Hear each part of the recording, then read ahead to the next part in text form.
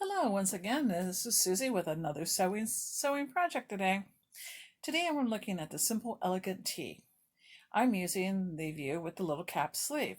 Now, my mother-in-law, she would like to have a snap front housecoat. And since she is petite, it's sometimes difficult to find those.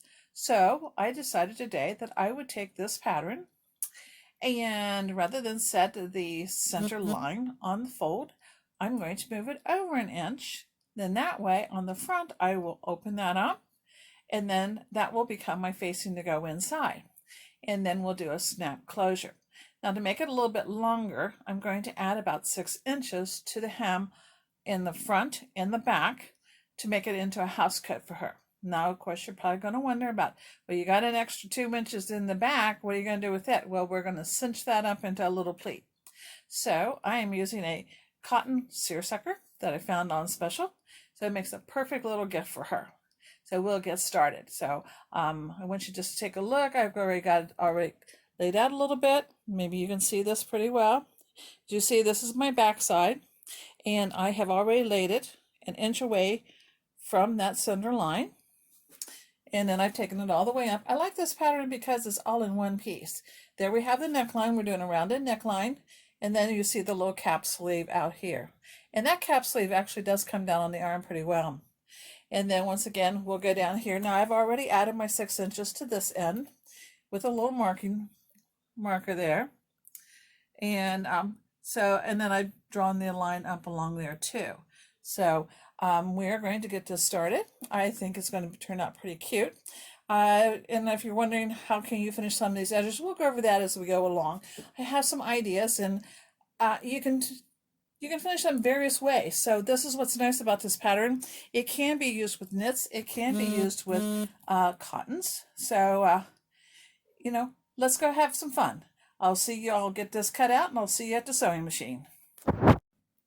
Okay, we're back now, and we have our pattern cut out. Now, if you're wondering why does mine have this white with blue squares, it's because I use a tracing fabric, because I like to reuse these patterns and use different sizes. So I've traced this pattern onto tracing pattern on the material, but you can cut that pattern out. It is a tissue paper and all the sizes are marked on it, so you can make adjustments as well. I've already cut it out. As you see, I've cut my neckline out, and I've added that inch here at this edge. As you see, the pattern pieces here. There's my extra inch. I've marked in several spots my 1 inch mark so that I can turn that back and press that down, as well as I'll put my interfacing to this side. I'll press that in and then turn it back. But I've done extra markings there. And on this back portion, I have marked my center back here. And I've also marked here on both sides, so that way I can fold this to the wrong side and make a stitch down about a 1/2 inch to an inch to help make my pleat there. And then I'll take this and bring that into the center and then baste across the top. So some of the things one of the few things I'm going to do at the sewing machine. You can either sew this on your machine, and if you have a serger, you can serge your seams and serge the edges of this, as well as serge the bottom edge of your hem and turn it up. So there are a couple ways you can do it. So you can use the regular sewing machine. If you don't have a serger in, that's fine. I would just do my 1/4 inch seams. All of this is a 1/4 inch seams. And then there's not that much to open up and press, and I would probably just, if I was using a cotton, I would just go ahead and overcast it. You could also try a serger stitch on your machine and do your seams that way. So, just look at your machines, see what options you have open to do. I think you will enjoy making this. It doesn't take long.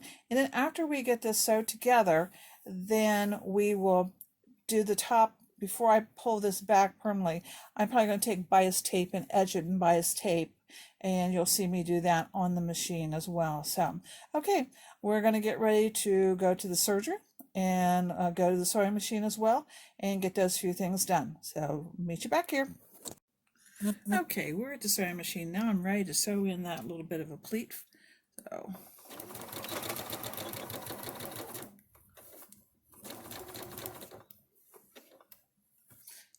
pin out. Put more tacks. Okay.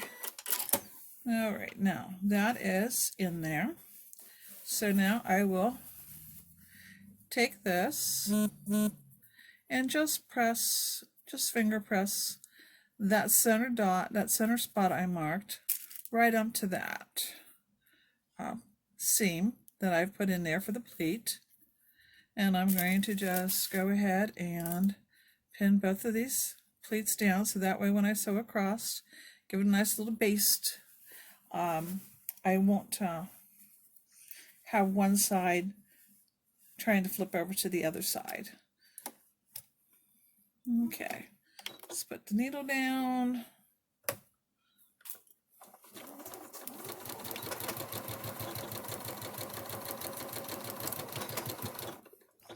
And you didn't see me sew over that pin, but I know you did.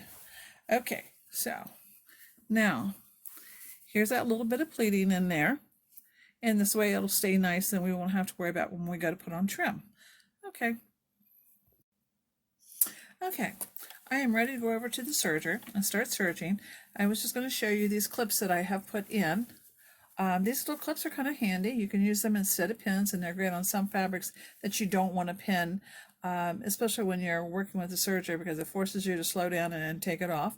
But they're a handy little thing. So I've clipped my side seams together now, and I'll go over there and I will serge those side seams, and then I will also serge the hem bottom and also the bottom of the sleeves and the neck, not the neckline, but the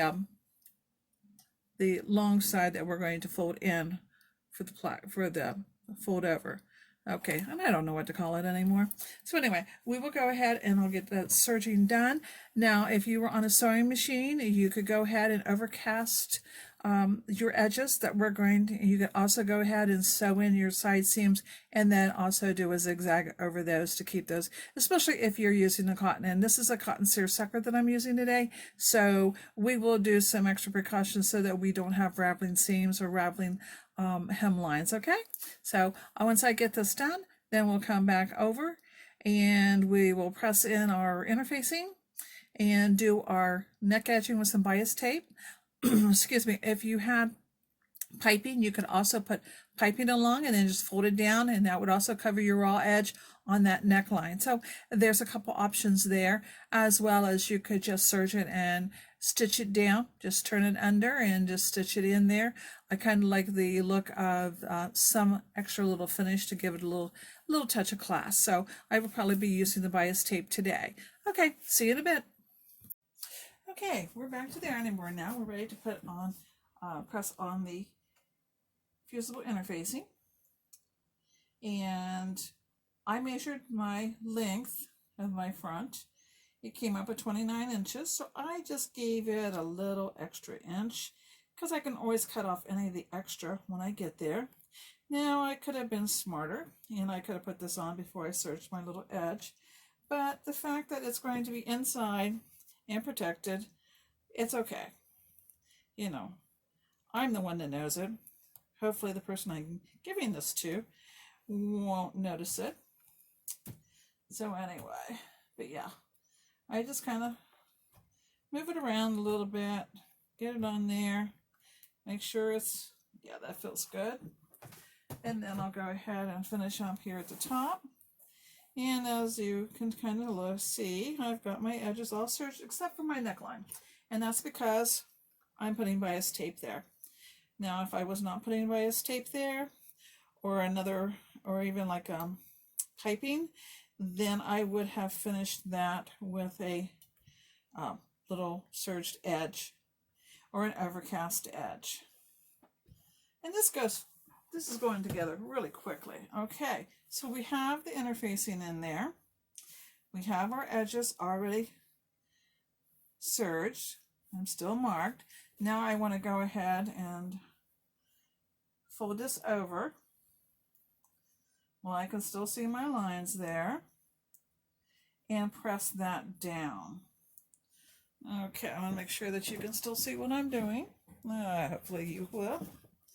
And, okay.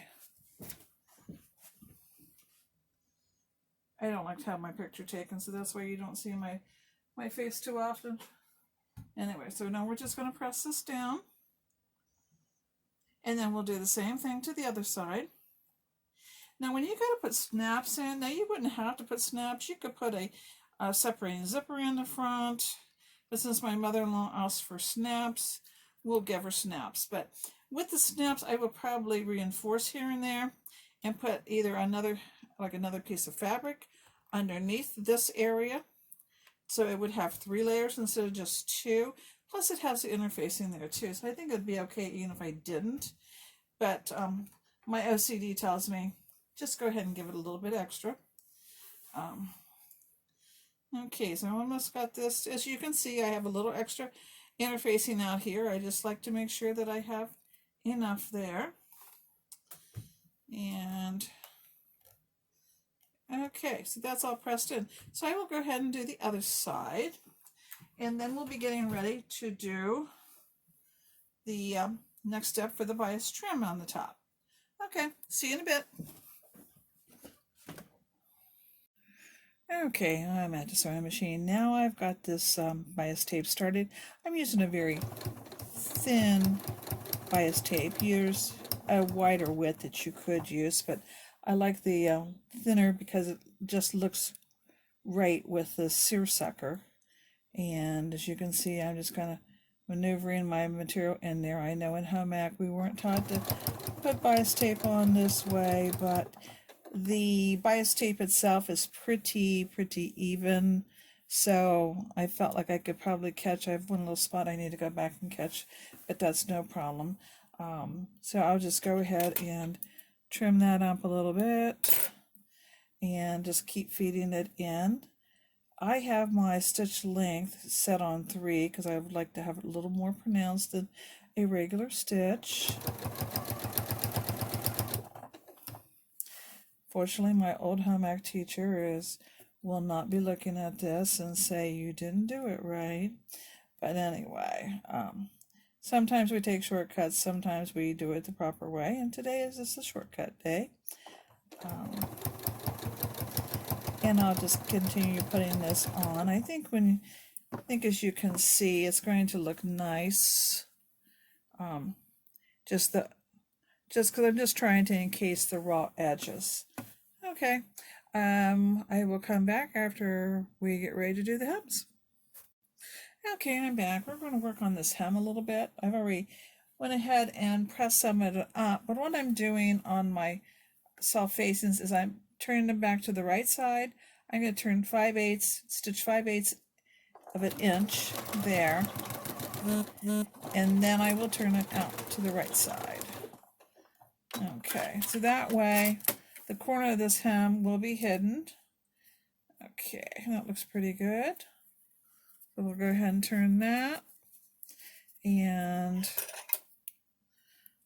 I'll just make sure, oh yeah, that corner's turned out there very nicely. So now I've got this nice looking hem here that we'll finish up and just top stitch. Okay, and with this I think I'm going to have to, I wanted to try to top stitch a little bit of this down, but it just does not want to cooperate, so I think we're just going to have to take that out. So I will get ready to go ahead and stitch my hem in. I will also go ahead and stitch the hem for the sleeves, and I'll give them 5/8 of an inch also that I'll turn up and then just stitch down. Okay, see you in a bit. Okay, we're back. We're ready to hem these sleeves. I've turned up 5/8 of an inch and I've pressed that really well. So I can go ahead and put this in with no pins. And I just like to keep it on 1/2 inch mark, and that does a pretty good job. Remember, we've already finished the edges of our sleeves. So this won't take long to put this hem in. I was able to ease those front pieces so that I could do a top stitch on both sides. It just took a lot of maneuvering, but it was possible. I didn't want to bore you with that while I was tearing out and stitching back in and praying that it would work, and it did. So I feel like the 2 layers of material and the interfacing will be enough when I put the snaps in. Now, when I go to put the snaps in, we'll just kind of kind of take a measurement and then equal them out, because we're going to be several inches above the hem that we're not going to put a snap in, because Lord knows we all need to walk and we need to do it easily. So, and I think this will work just ease out when I get that stretched in there. Okay, now we got that hem in. It's really starting to take shape and looking like a housecoat. When I pull this up, maybe you can see it, it'll end up in a little crossover. Put this in here, and then you can kind of see that, yeah, I think that'll look nice with that little bit of white bias tape on the top neckline. I debated about the sleeves, and then I got to thinking, no, I thought that would be enough just on the neckline. So, okay, I will go ahead and get this ready to finish the other hem, and then we'll come back and take a look at snap placement. Okay, here is this little house coat. As you can see, it looks a little short, but she's short anyway, so I'm thinking that maybe we might be okay. Maybe the next one will add a couple more inches, but as you can see, I have the right over the left. Looking at another house coat that she has, the stamps are spaced 4 inches apart, with the last one being 6 inches up from the bottom. So that is what we will try. We now have the completed house coat, complete with snaps. As you can see, we have 5 sets of snaps in there. And I've had the best luck when I put in snaps is using the Dritz set of snaps. And it also came with a little blue, and that might be a different color now, snap setter. And that worked really well. I thought I would be cute and just go ahead and use another brand of snaps in that thing. It didn't work. So I would recommend, if you're using the Dritz one, stay with the Dritz snaps. But I put 5 of them in. I started just a ½ inch down from the top of the neckline, and then I spaced them out to 4 inches. So I measured out about 4½ inches between everything. That gave me a little bit of leeway for the top and the bottom of each snap, and that's spaced out pretty well. And then I had bought 2½ yards of this material. I was then able to make my mother-in-law a pair of capri pants out of the same material, which I think will really look cute together. I hope she appreciates it. I think it'll look good. So that was, my experience of putting in snaps. I hadn't done it for a while, but it went pretty well with the Dritz setup. And I'll just hold this up a little closer so that you can see, it's all in there nice and neatly. And I decided not to put the third. And see, that pulls apart easy, and I feel like it's not going to tear away from the material. So, and it snaps pretty easily as well. So anyway, so this is my completed project. I'm very pleased with it. Now, if I wanted to put a patch pocket on it, I could put a patch pocket here on the front or on both sides if she would decide she wants that. Otherwise, I'm just going to leave it as is and see what she wants next to be done with it. And when if you put a pocket on there, you could do a little embroidery design. If your machine does embroidery, you could even just do a little applique or buy a ready-made applique and stitch one on the pocket. It's all up to you. It's your piece of art, and so I'd like for you to enjoy it. I think these are going to be a comfy little addition to anyone's closet. So have fun sewing, and thanks for watching.